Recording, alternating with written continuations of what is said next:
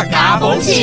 Learn about another voice and culture of Taiwan with We Love Hakka. 现在就让我们加入客家风情，一起发现客家之美。苗栗公馆有人做黃金小鎮，入邊嘅氣候當都好種豐作。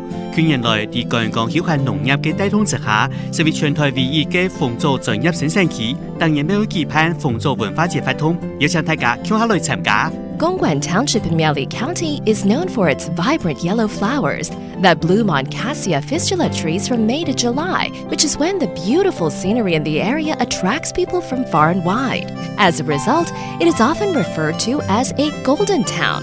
This area is also an ideal area for planting jujubes because of the climate and its proximity to the Holong River. Gongguan hosted annual cultural festival to promote jujube production. Hey, what's up, everyone? It's time to talk about Hakka here on ICRT. Hello， 大家好，我係邊個 Leo。 Hello， 你好，大家好，我係 Joseph Lin。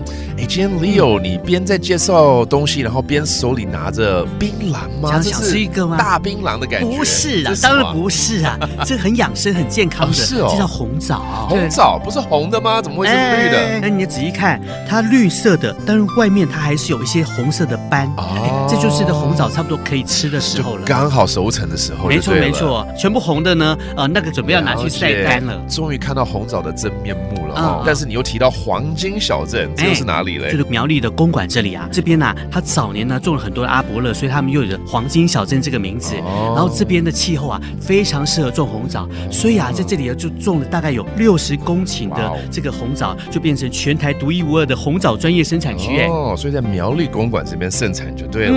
那它是不是可以讓民眾，比如說我們會去採草莓，對不對？啊，是不是可以也下去採這些？沒錯沒錯，可以啊。有些業者他就會開發哦，就是在這個7、8月份剛好是採收季節的時候，就可以親子共採，一起來採這個紅棗哦。Nice， 現在 right now 是最好的時候，沒錯，而且啊，這邊當地啊也推出了很多跟紅棗相關的產品，譬如說什麼吃的啊，有紅棗巧克力，有沒有吃過？沒有，沒有哎，對。然後呢，還有那個紅棗醋、紅棗茶，沒喝過對不對？沒有，太多跟紅棗有關係的產業了。太好了，可能還可以做成蜜餞之類的。沒錯，對，蜜餞也可以。這個還不錯哦。All right, well, let's teach you some of these vocabulary right now, so you know how to say jujube in Hakka. 我們紅棗的客語怎麼說？鳳奏，鳳奏。And then 紅棗茶好了，也順便教一下。How about the jujube tea? 鳳奏茶，鳳奏茶。And there you have it. You can enjoy these delicious 鳳奏 right now in Taiwan, around Miaoli. Go have it. That does it for today's talk about Hakka. 什麼太嘎？安子 say 張來了。